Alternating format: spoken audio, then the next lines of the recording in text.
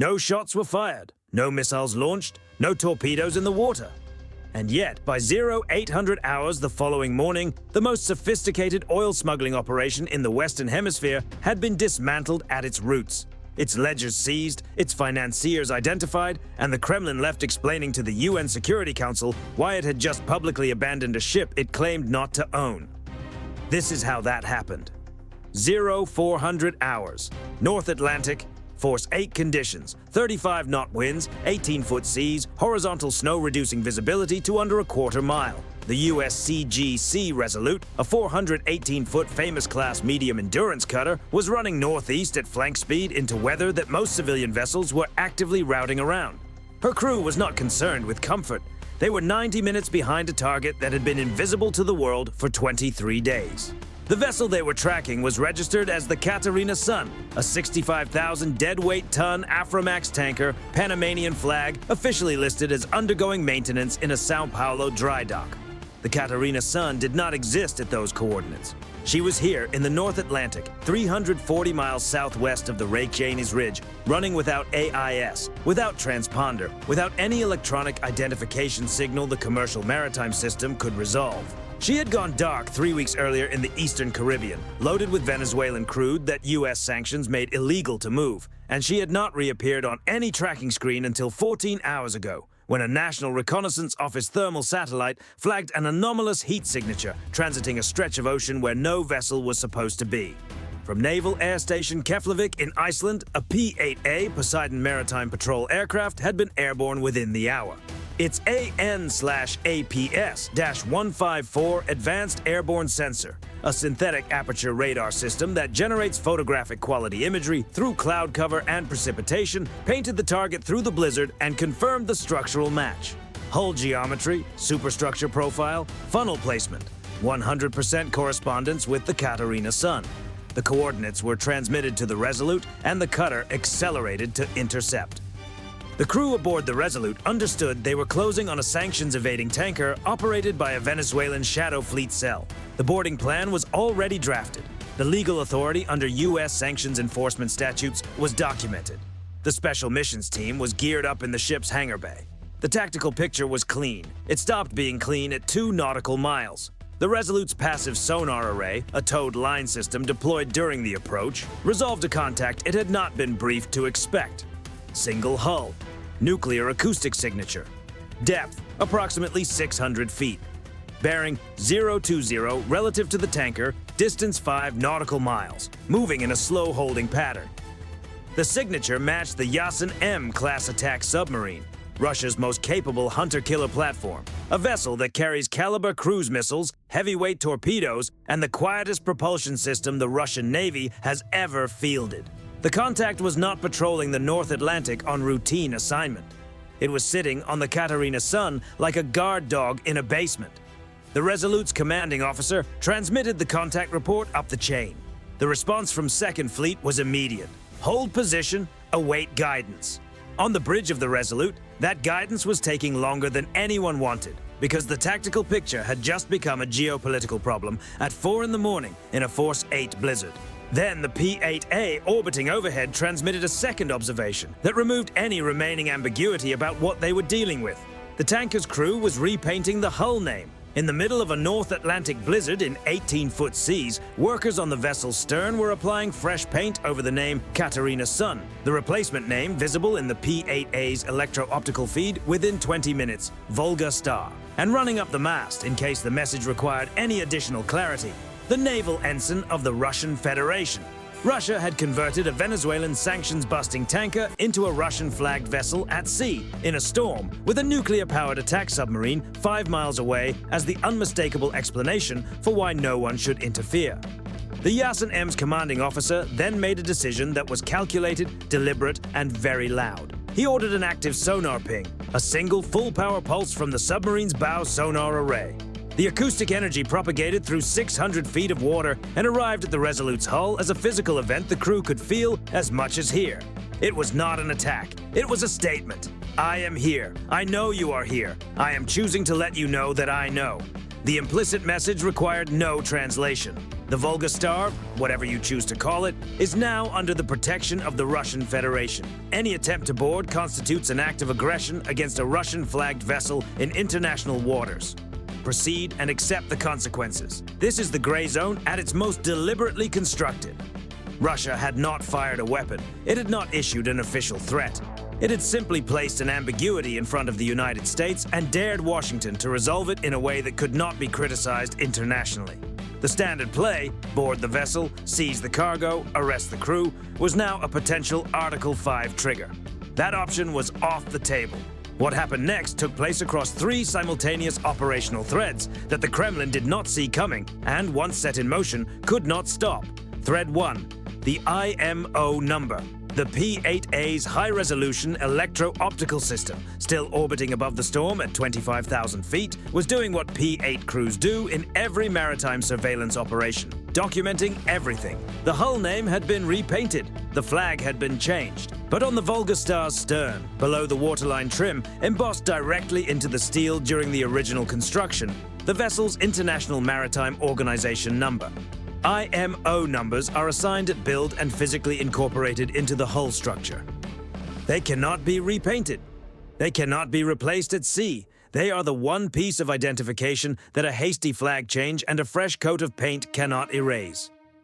The IMO number photographed by the P-8A belonged to the Catarina Sun, registered in Panama, beneficially owned through a shell company registered in the British Virgin Islands, whose ultimate beneficial owner, identified through a financial intelligence trace, completed within 4 hours by Treasury's Office of Foreign Assets Control, was a logistics holding company with documented financial ties to the Venezuelan state oil company PDVSA. The Volga Star did not exist. The Russian flag was a fabrication. The evidence was printed on the ship's own hull in letters 5 inches tall. Thread 2. The acoustic deception. A second P-8A Poseidon, operating under emissions control 90 miles to the east, began deploying a pattern of next-generation sonobuoys across a 20-mile stretch of ocean. These were not standard passive listening buoys. They were active acoustic emitters programmed to reproduce a specific and recognizable sound signature. The propulsion noise, cavitation pattern, and hull flow characteristics of a Nimitz-class carrier strike group operating at 22 knots. 2 escorts in column, close spacing, bearing directly toward the Yasin M's current position. At 600 feet of depth, the Yasin M's passive sonar suite, among the most capable in the world, began resolving those signatures. The submarine's combat system flagged the contacts, the operator analysis confirmed. Large deck carrier propulsion, consistent with CVN class. Aegis destroyer escorts, high-speed approach. The track geometry pointed directly at the submarine's current position. For the commanding officer of a Yasin M, this is not an ambiguous tactical picture. A carrier strike group on an intercept course is a strategic-level threat, one that falls entirely outside the scope of an escort mission for a tanker carrying Venezuelan crude. His orders were to protect the Shadow Fleet vessel from a Coast Guard cutter. His orders did not include a rules of engagement framework for confronting a carrier strike group. The doctrine answer in that situation is unambiguous: reposition to intercept, report contact, await further orders. The submarine broke its holding pattern, turned east, and increased depth. The Volga Star was alone. Thread 3, the diplomatic checkmate. While the acoustic operation was executing, Second Fleet's commander transmitted a formal diplomatic communication to the Russian Ministry of Defense through the established military-to-military deconfliction channel, the same channel used to prevent accidental escalation in Syria and the Black Sea. The message was brief and constructed with surgical care. U.S. forces had identified a vessel at a specific set of coordinates flying the Russian Federation naval ensign. The vessel's IMO identification number, physically incorporated into the hull, matched a Panamanian-registered tanker listed under U.S. sanctions for Venezuelan crude transport.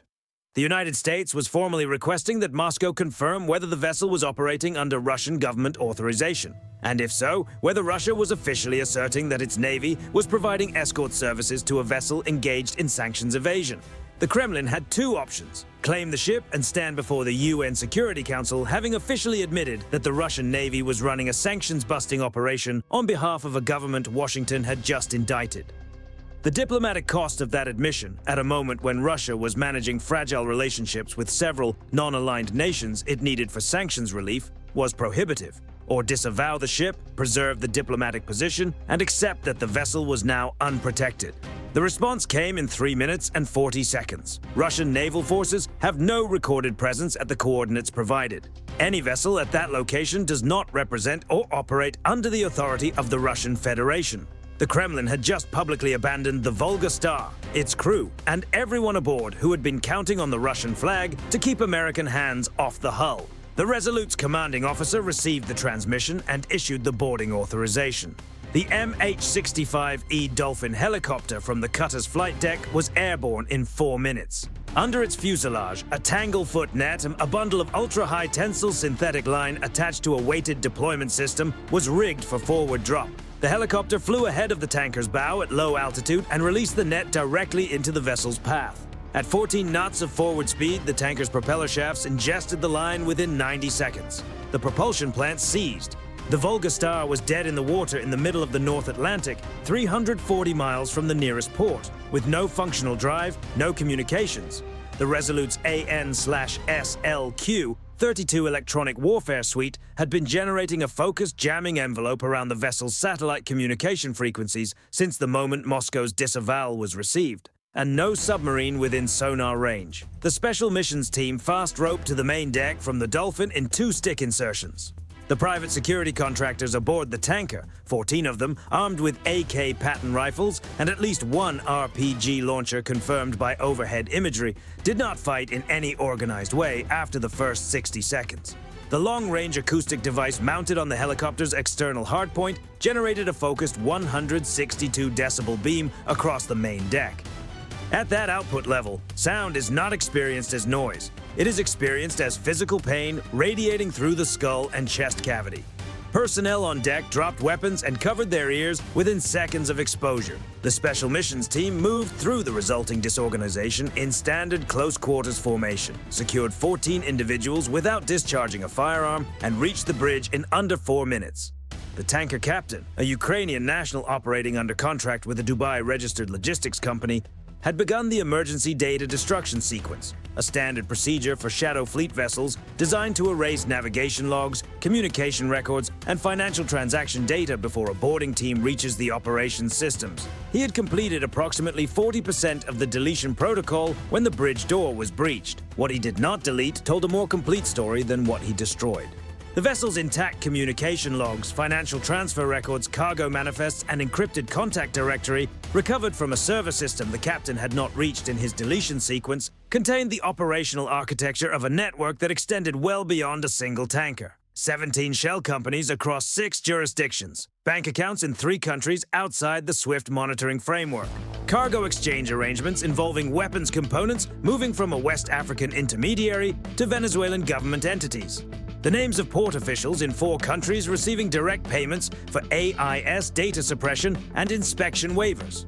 The identities of 2 European logistics brokers whose companies appeared in no sanctions database and had been operating as clean transit points for years.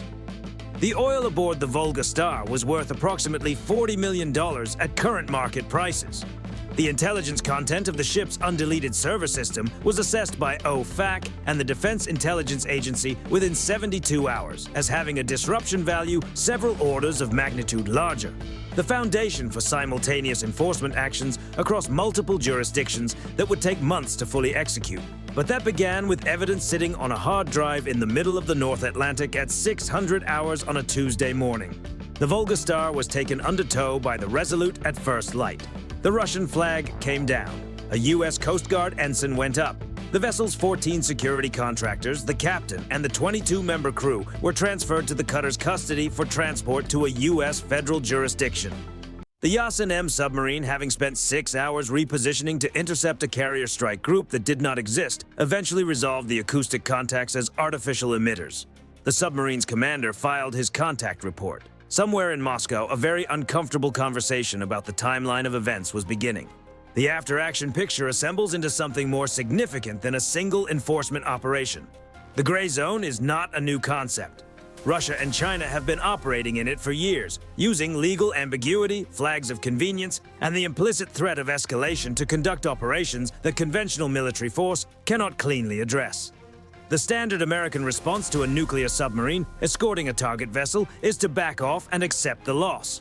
This operation demonstrated a different option: decompose the adversary's position into its component parts, address each part with the appropriate instrument, and reassemble the pieces into a situation the adversary cannot defend without paying a higher cost than the asset is worth. The submarine was neutralized not by a torpedo, but by a recording of propeller noise. The flag protection was dissolved not by a legal argument, but by a hull number embossed in steel. The diplomatic shield was stripped away, not by confrontation, but by forcing Moscow to choose publicly between two costs and letting them pick the cheaper one. The cargo was secured not by a firefight, but by a tanglefoot net and a sound weapon. Every element of this operation was designed to be defensible in an international forum, leaving Russia holding a position it could not publicly argue for without compounding the damage. The Shadow Fleet lost one vessel and, more significantly, the operational security of its entire network structure. The Kremlin lost a diplomatic chess piece and, more significantly, demonstrated to every other Shadow Fleet operator watching that the Russian flag is not a guaranteed umbrella. That under the right conditions, Moscow will cut a vessel loose rather than absorb the political cost of claiming it. That signal travels fast in the gray zone. The Resolute returned to Halifax with her prize in tow. The Special Missions team cleaned their gear, filed their reports, and went to sleep. The intelligence packages were already in transit to the relevant agencies. The enforcement actions they would generate were already being planned. The North Atlantic is quiet this morning. The Shadow Fleet is recalibrating. Somewhere, a shipping company is reviewing its operational procedures and wondering whether a different flag, a different route, or a better prepared deletion protocol would have changed the outcome. Based on how this operation was constructed, probably not. Here is the question worth putting to anyone who watched this. The entire operation hinged on one irreducible physical fact: the IMO number embossed in the hull that the crew could not erase at sea.